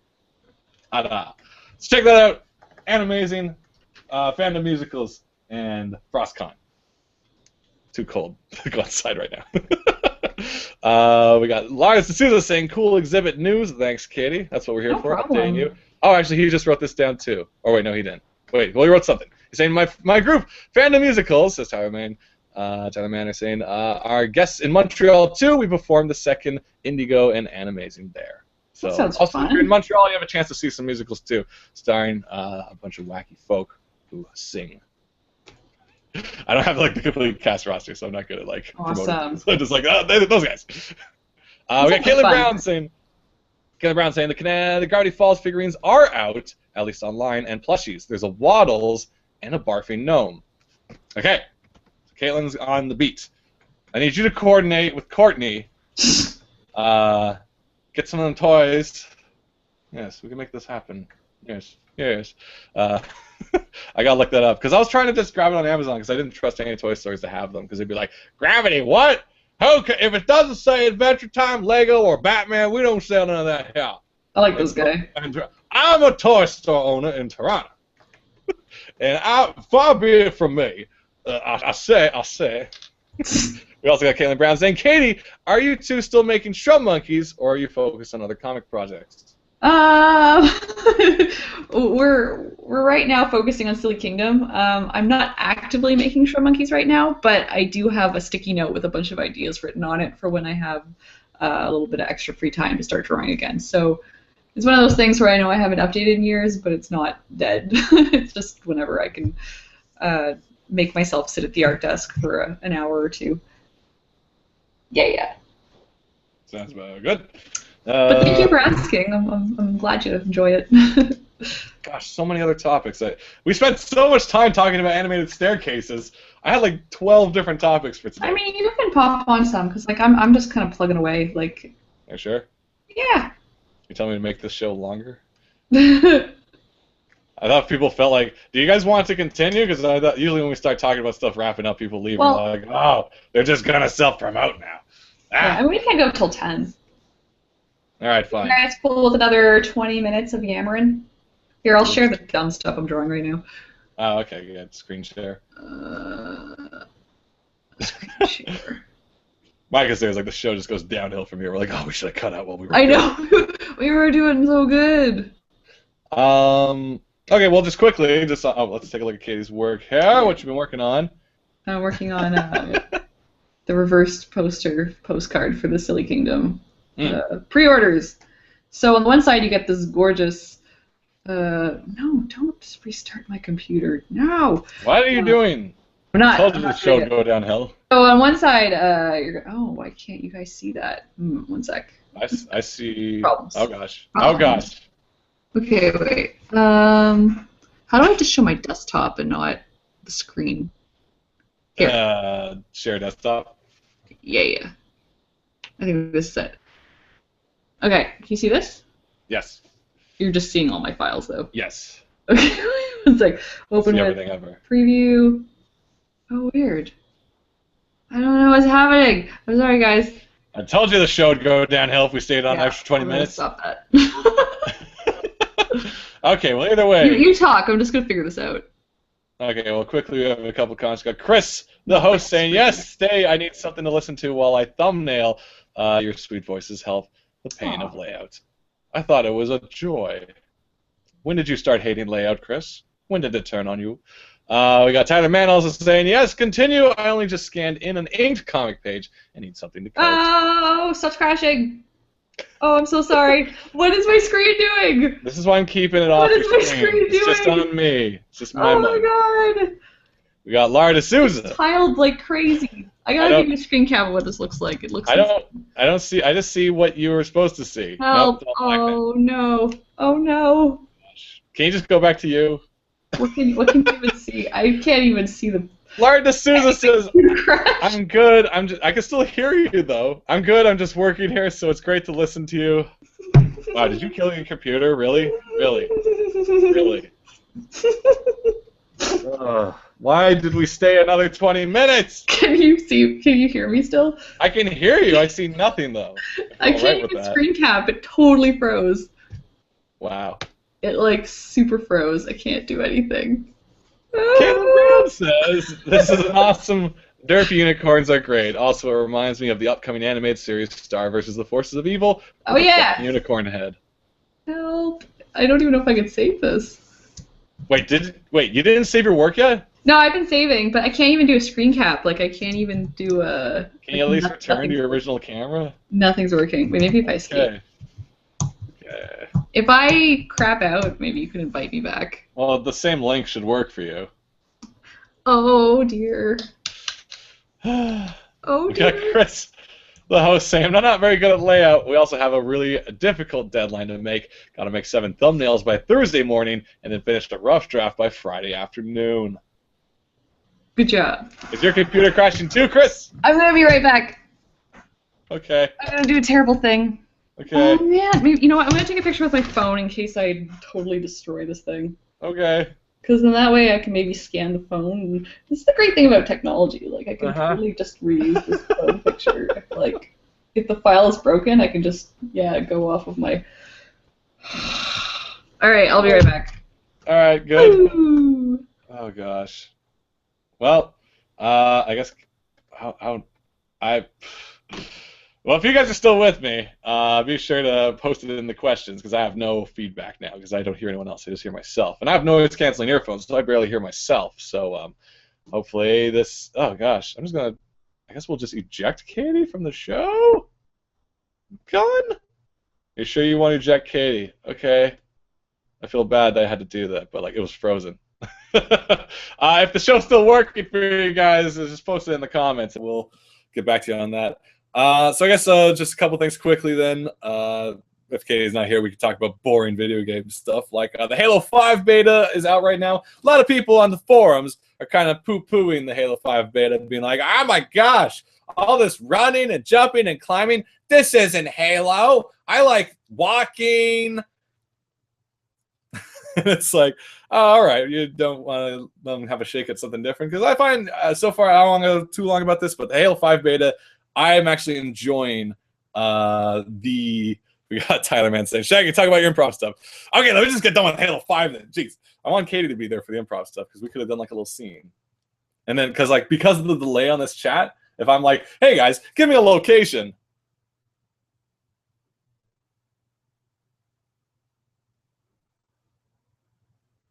See? It doesn't work because there's such a delay. That's why I need Katie. I get instant feedback. Lara D'Souza also tells me I'm still live. Katie's audio was good till she left. Yeah. She might text me if something goes horribly wrong, but I think she had to restart her whole computer because awful things happen when you try to screen share your work. Such is the way. But if you guys are hearing foul word of the Halo 5, I would say give it a chance because I've actually enjoyed the mobility of the game because I think we're generally in this new era of first-person games that are less about shooting and grenades. Like it's about that too, but of course it's more about mobility. It's about getting there, jumping through windows, climbing, jumping through here, jumping over there. And the most interesting thing to me is since the beta's only been 4v4, which is something I never really did in any other Halo, I always go for big team or like something weird like snipers or SWAT. With the 4v4, it's like very stealthy in a weird way because if you go in alone, you're going to get destroyed. You know what I'm saying? So like you got to the blue screen of death finally stopped. Update from Katie. Be there in a minute. Okay, that's a good update. That's nice. That's excellent. Halo 5 beta I find is really fun and stealthy. I spend most of the time crouching and tricking people to think that, oh, there's only one guy in this room, and as soon as he shows up, we just rush him, If you give it a chance, if you have an Xbox One, otherwise, I don't know what else there's to do with an Xbox One because the internet has been awful on everything. The Halo Master Chief Collection was a catastrophe, still remains to be. I know the team at 343 is still working their darndest to patch it. A new patch is coming out this week, but at the moment it is near unplayable online or locally. The biggest tragedy of the Halo Master Chief Collection is there's no LAN support. We used to revel in the days of Halo LANs where we have our Xboxes or 360s and up to like 16 people. We've actually had, on a birthday of mine, we used to do a lot of LAN parties, 16 people in my garage, 4 TVs, every teams, and just madness. And it's one of the funnest video game experiences you can have. I was never a PC LAN player because I never had a PC to LAN with. I had like a Mac that played like Warcraft at best. But like the Halo LANs of those days were a treat, and I wish we can experience that again. But right now, online and off, the game is broken, buggy, and a very big shame and very depressing as far as game releases go. But hopefully they can fix it, and hopefully we can enjoy ourselves again and relive the classic days of dual wielding and power-ups and whatever has you. Quickly, we have Caitlin saying, still playing Pokemon Omega Ruby and starting up Persona Q. Though I did try to play Halo 2 years back, and I enjoyed it, though not my fave thing to play, but taste change. Yeah, like different games, different people. Everyone likes different things. Right now, if I were to recommend, of course, from our 2014 of the Year Awards, Mario Kart 8 was my game of the year because it is one of the most refined experiences. Is one of the best driving games for not sim, of course, but like as far as fun racing games is solid. As far as a Mario Kart game, it's taken all the other 7 incarnations in the arcade, I guess, and made the finest example of a racing game in the karting world I've ever played. It says it won't let me join the video call to Katie, so let me see if I can invite her again and invite people. It may have been because I ejected her. I hope that's not the case. Oh gosh, it may have been because I ejected her, but I hope that doesn't mean like they're like, oh, she's awful. She is not allowed to be here. Let me see, Gmail. Okay, sorry guys, I'm just gonna send Katie an invite quickly. It might just be the exact same link, I guess, but I hope not.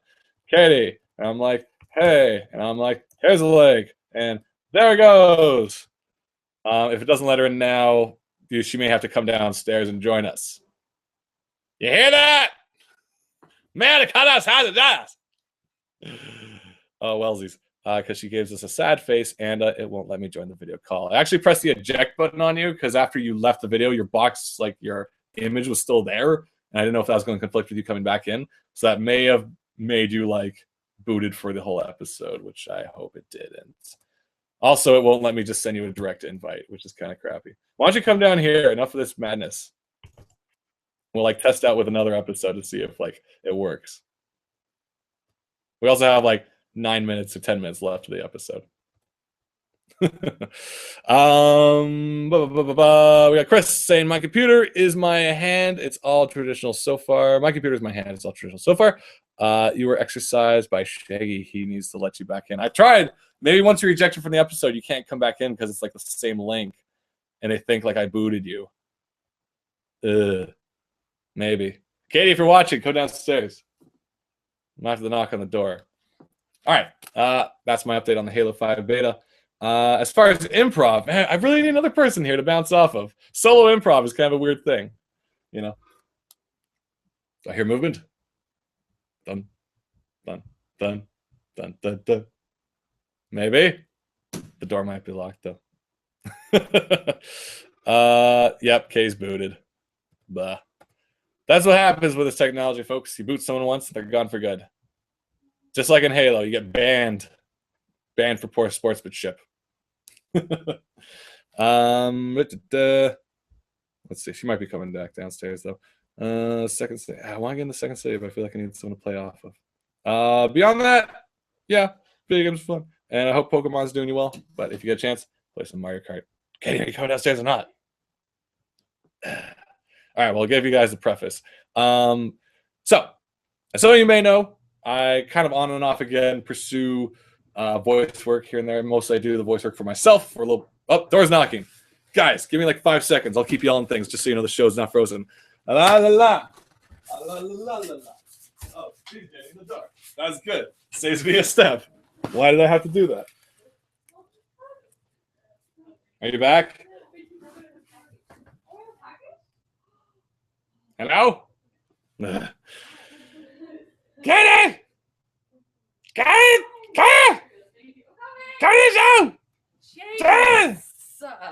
Hey! I got a package, but I don't know what it is. Is this like Big Comfy Couch where it's like, oh, we got a letter from Auntie? Yeah, it just depends what Auntie wrote. I might not be able to show you guys. Oh, fair enough. Okay, so last 10 minutes of the show. Wait, why'd you bring this down? What? Oh, because I figured if I was coming down, I might as well show off my super cute little Mercury. There you go. This is Katie's new Sailor Mercury. What is this? eBay? eBay. Oh, yeah. Wait, I know what this is. It's nothing exciting. Oh, okay. It's all good. Taxes and things. Cool. I think the problem was because your logo was still there, and I booted you because I was like, I didn't know if it was going to be conflicting. But that means you had like no more access to the link. So let's see if that affects future episodes. I hope it's not like Katie's banned for life from the show because that's going to cause us trouble.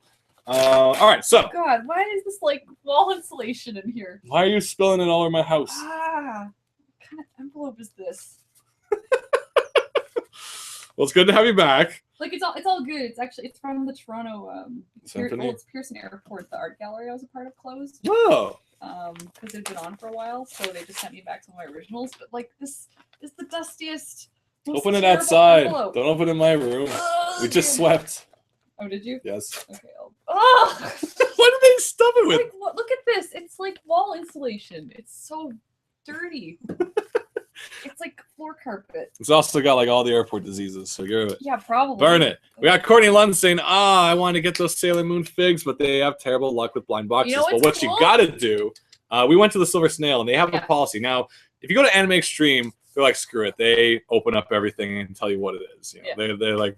People in Anime Extreme, they don't want surprises. They're like, oh boy, I can't wait to get my whatever. It's like, I better get my whatever. Yeah. So they'll tell you straight up. And the shitty thing about that too is they also charge differently based on the rarity of the character. Or else you may have gotten the rare one for the same price. They'll open it up and be like, oh, it's Sakura. I guess it's going to be $20.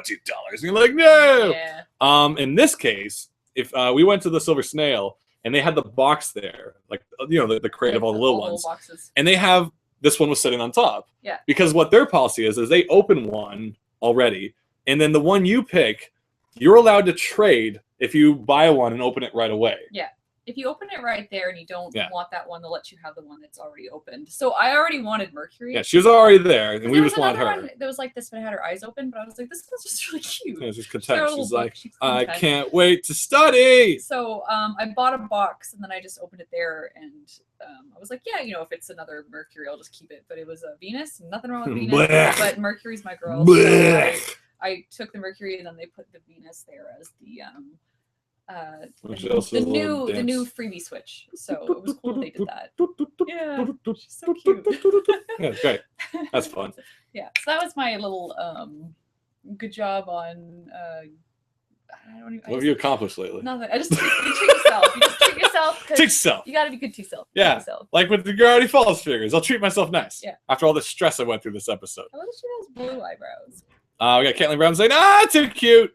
Have you been watching Sailor Moon Crystal Kitty? No. I haven't. I'm not.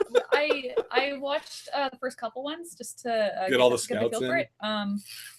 There's some fun stuff. I'm not super into it as much as I was the original series. Also, I don't really have much time to get into too many more series right now. But yeah, Sailor Moon. Yeah, there you go. Big ups. Quickly, I guess I'll talk about the improv because we got like 5 minutes left.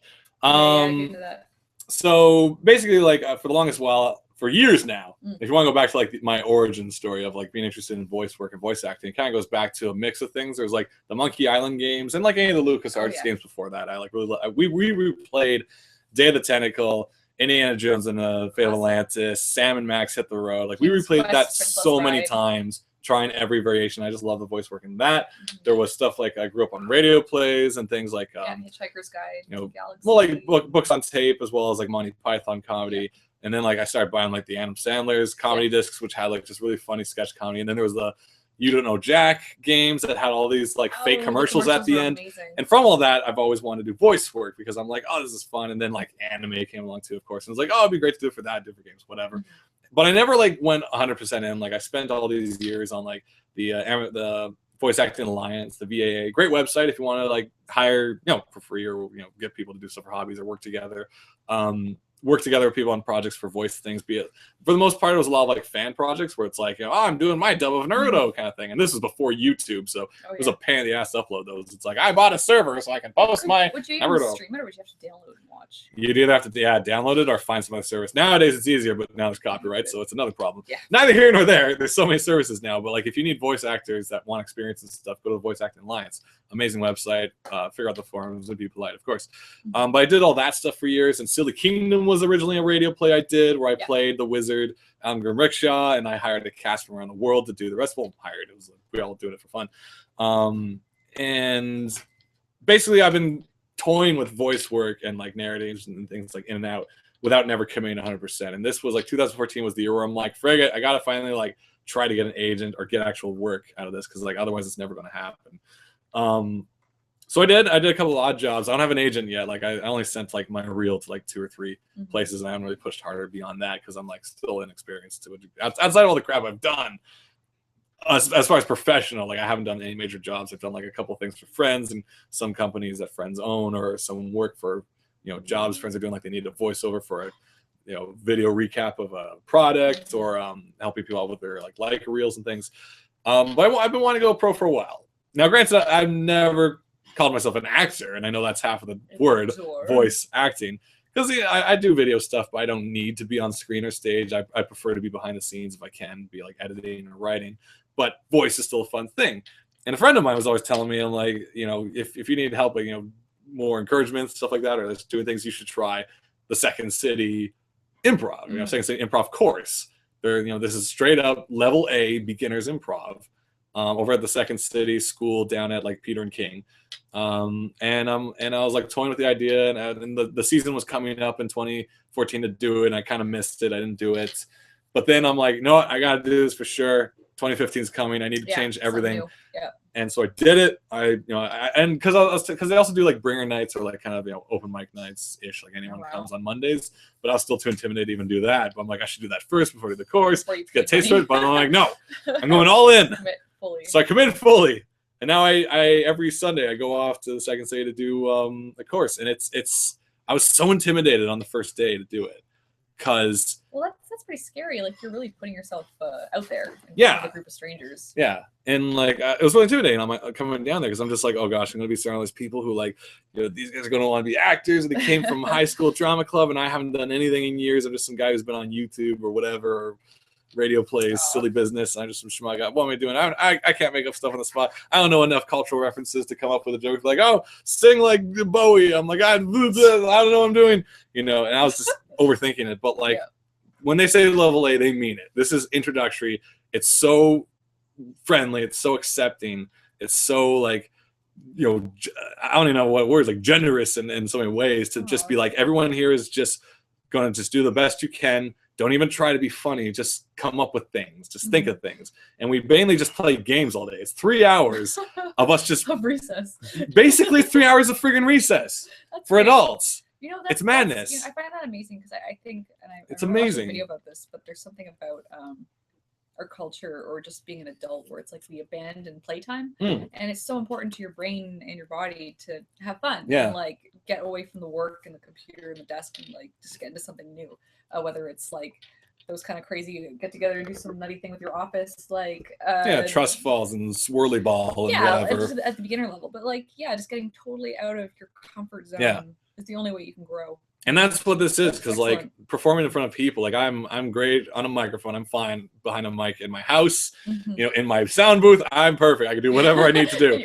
But as soon as it's for other people, I'm like, oh shit, I'm doing this wrong. Oh, God. And the main reason I did this too is because one of the odd jobs I did, I feel like I just screwed it up, because I was doing this dub for some Italian film kind of thing, and it's just like, and they were just like, oh, we made changes to the script, but the text is still going by, the original text is still going by the screen. So don't read that, but memorize the thing we just said. I'm just like, the timing, and it's just like, I feel like I flubbed it so bad. And I was on such a high that month before, because like I did this other thing like at Chorus, which was like just kind of like this weird audition thing that I felt went really well. And I was like, and I'm on, like I felt like I was on top of the world. Went to an LCBO after, bought some booze, bought some Alizé. I'm like, this has been a good day. You know, I've earned this. And then after that, when I did these other jobs, it was just like things just didn't go as well, and I was just like, oh, I feel freaking miserable. So I wanted that experience more often, of being in front of people I'm not used to, like presenting an idea. Because the other reason I wanted to do this improv course, like there's multiple things. There's for the voice work, acting in general. I want to just improve my character stuff. It may not get to that anytime soon because it's still an introductory course. Was that a thing, or is that just actually a thing? No, I just. Oh, they're like, let me tell you something. No, it was just the idea of pitching stories and series to people that I'm not friends with. I want to get more confident in that, which I think improv can help with. Because like to pitch in front of people or strangers, I'm like terrified. I'm like, oh, if they don't have all these references in their head, they won't get it. And I'm like, I don't know what I'm doing. When you're pitching to someone, like you can't go off of all the references. You have to go as like simple as possible for someone that doesn't get where you're coming from. Yeah. And that's the thing. Like I'm more used to pitching things to people who know where I'm coming from already. So I wanted that experience of like being in front of people who don't know me or don't know this part of me or whatever. All they know is whatever you're presenting. Yeah. So getting better at communicating in a clear and funny way. And so far, like it's been spectacular. Like it's a little pricey if you're just coming out of school and like doing it, but like it's definitely worth it. I feel like it's been. Like maybe I have no concept because I haven't done any courses, so maybe the price is actually perfect. I don't know. It's like it's 8 weeks, so you know it seems reasonable in that respect. But like right now, I'm just like I'm crazy unemployed, but I'm still gonna do it. You know, so hopefully this works out. But it's like it's definitely worth doing, because it's so welcoming and so like comforting, and like they also put like this is a no judgment zone. If you say something you think might be offensive and stuff, and you go for it anyway, but like we're not here to be like that's awful, get out of this class kind of thing. Like we've already had people talking about knifing babies, so like we've gone there. You know, you've done the full spectrum. And it was hilarious. So like we've gone there. You know, so it's like it's kind of like it's a great experience, and I've only been 2 weeks in, but it's definitely worth doing. And if you and it's really is helpful because a lot of people there I find aren't doing it for the acting things. They're doing it because they want to improve confidence and stuff for their jobs, like pitching ideas at work or just being more involved in meetings. Yeah, I should get on that at some point. And it's, you know, and like you yourself, you pitch script or you do board pitches. I find that stuff is not intimidating to me though, because it's like to pitch an idea, I find it's kind of scary. But if I'm pitching a board, it's like I already believe that I've done the best I can, so I'm going at it kind of like it's nervous when you walk into the room, but as soon as you get into the characters, you're fine, which is something I never thought would be no problem for me. But I'm like, oh yeah, this isn't that scary. Now pitching an idea that you love that you hope will to be turned into a series or a comic, I mean that's a completely different. That's still terrifying to me. Because when I'm pitching a board, it's like I'm working with someone's script that I'm like, okay, this is how I've visualized it, but yeah, your own stuff seems a lot more. Yeah, because like when I was doing the voice amateur voice acting experiences at Anime North and stuff, I did this workshop. It was like 2 hours of me just like telling you how to not that I'm like a pro or nothing, but just how to have the best version of an amateur work at your house, like just talking about sound dampening and techniques and this and that. And I just knew what I was going to talk about cold, and I wasn't nervous or nothing. I just did it off my mind and off the PowerPoints. But if I was to sell the audience like a new idea, be like, "Hey guys, what do you think about this series?" I'd be like, "Oh god, oh god, oh god, oh god." I have to practice too, because it's like, I mean, even at conventions when someone's like, "What's this comic about?" I'm still like, blah, blah. Like I don't have a very clear way of defining it, but you have to define it as if they don't know any of the references. Yeah. Going off of. So hopefully, once again, if you guys have like, there's other ways to do like improv and stuff in your town. There's always like, there's gotta be some troops, some college troop hanging around, or stuff happening at comedy events and bars and things like that. So if you ever want to do improv yourself, keep an eye out for that. But like that might be a little more intimidating because it's straight up like on stage with an audience. This is like in closed classroom environment, doing games, board games, letter games, movement games, and things like that. And it does remind the thing you just said about like playtime being important, because it's something that as adults we don't even do anymore. It's you're the weird one if you're on the swing set at the playground. It's like, but like if we don't play anymore, like this is why we do board games and video games, I guess, because we're not allowed to play with toys or like D&D, I guess, or whatever. But that's playtime. I wouldn't say that's like stuff we do now instead of playtime. That's playtime. No, but it's not as, it's almost not, it's more structured in a way than like the free, you have a toy, go. Like when's the last time you went to your friend's house and brought along your Sailor Mercury and you're like, hey guys, let's do a scene. So this is what's his face from Attack on Titan. Okay. And he's like, da da da da da da da. Hey Mercury, I couldn't help but notice that it's really dusty in here. Like in context to the series I'm from, I got to clean it. Da, da, da, da, da, da, da. See? Right. That story. No yes and. That story came from that moment. That just happened. Well, I guess you better clean it then. Oh, are we actually doing the scene? All right. No, we're doing something. All right. So the scene is, all right. What's around the room? Starship Enterprise. Okay. And what's name me something that you wouldn't want to buy at a mall.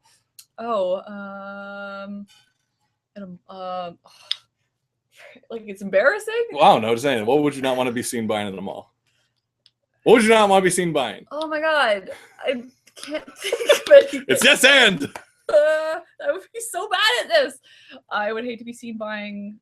Doesn't even have to be real. Just like make it up, like. At a mall? God. A broccoli holster. Okay, yeah. There, like on the Old West. All right, so we're on the Enterprise, and what's his face for Attack on Titan? Hard. Yeah, well, that just really stressed you out. I'm sorry. Wow. Actually shortened my life. Fun question. Matthew says, "Did you ever take improv in school, Katie?" I don't know. After that. Can you tell? Okay, so it's what's his face for Attack on Titan and Mercury on the USS Enterprise, and they have to find the broccoli holsters. Okay. Dun dun dun dun dun. Hey Mercury. How are you doing today? Good. Yes, and we totally. It's always yes and, remember. Right. We gotta head down to the planet, but we gotta find some broccoli holsters because we gotta bring back some broccoli with us. Let's do that. All right, where are you gonna start looking, Mercury? I don't know. We're just kind of tolls floating. We're not actually characters. How about over in the and scene? Oh God! And I have to learn to just go with everything, no matter what I'm given. I have to learn to be able to receive. And this is why playtime is important, folks, because very, very important. You watch, if you have like kids or nieces and nephews or cousins, and you watch them with their toys, and the toys come to life. And this is something that like adults don't do anymore. And there's something because they're little improvisers on their own, and each toy has its own personality, its own plot. I find that like when I remember that stuff as a kid, though, it kind of reminds me a little bit of coming up with short stories or stuff for comics, where it's like back then you had the figure that you were going through the stories, but now it's kind of like you can do it all. Yeah, you're going to draw them later. In that terms of storytelling, but yeah. Yes. Yeah. I'm glad you're now an expert on this after the example you've given us. That's great. I was trying to destroy it. We're going to start. Oh, thank you. We're going to start. I haven't done the lesson on intentional sabotage of improv yet. That's probably in course B, where the audience is vicious and they hate you. It's excellent. To close out, we got Chris, the host, saying two things. Have you two always gotten along so well since childhood? And if someone wanted to show you their webcomic, would you guys be willing to read it? As far as childhood, yes. Yeah, we got along. Yeah, we got along. Otherwise, we wouldn't be here. Yeah. I would have like moved to Vancouver and be like, enough of this. Yeah. I hate that you suck at improv. I was trying to do a scene and you just weren't giving. You're always saying no. You're thinking about it now, though, aren't you? I'm moving to Vancouver because Kay's not Mountains, improv. Mountains. Yeah. In terms of comics, like totally welcome to send it. I can't guarantee I'll be able to read it for a while. I have a backlog of stuff to read. But you know, you're always welcome to send stuff to us. Oh God. I assume the general person you're talking about is yourself. Oh yeah, are you asking for someone else? It's like I know this guy. That's just the thing. Like I have a huge. I still haven't read Fables, and I have 3 volumes a friend gave to me like 7 years ago. We've had books that friends have given us that we need to read. We have a pile, so no guarantees. Like I might get back to you this week. I might get back to you in a couple weeks. I might get back to you next year. Later.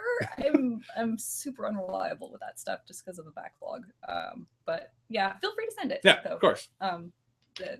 Thank you. And yeah, we're always happy. Yeah, I mean. It does take us a while to get back to stuff. I mean, I know it looks like we're just kind of sitting around. This is work. This is hard. This is on the clock. I gotta go. This is hard work right now. I had to like decide whether I was going to do this or like write some more, and I'm like, no, the show must go on because we missed last week. I guess we are at 10 o'clock, so we'll start wrapping it up. Is there any final events coming up? T-Fest. Yes. My Twitter was a barrage of retweets and comments about tea. What the hell's happening? I think it's at the end of the month, but our friend Adriana from the Follow Me webcomic loves tea, and she went to this tea fest here in Toronto and really liked it, so we're going to try and go. And I think it's end of the month, so I think it's January 30th, February 1st at the Toronto Reference Library where TCAF is held. So it's TCAF, but it's like cups of tea.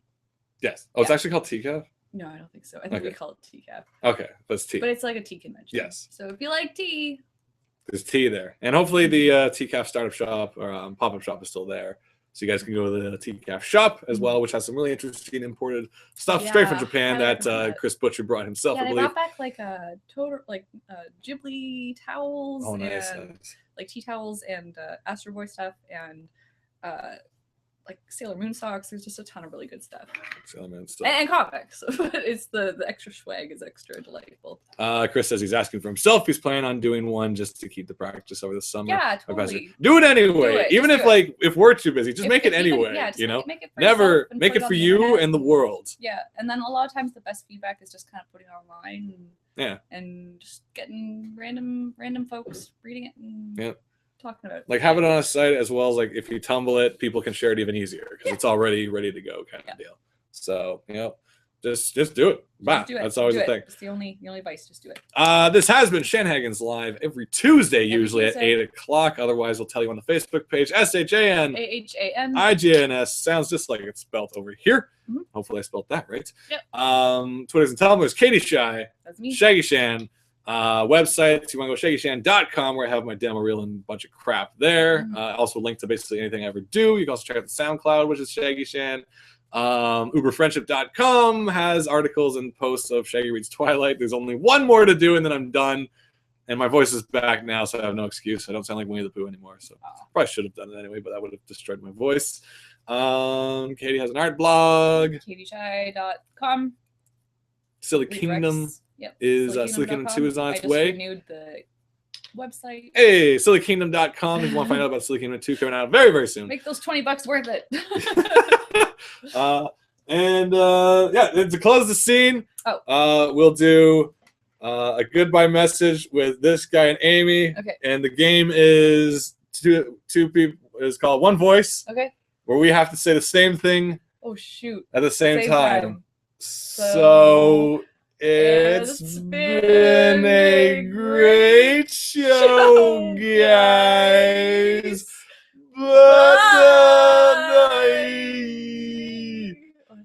And that's the improv. We'll see you guys next week. Cheers. Bye.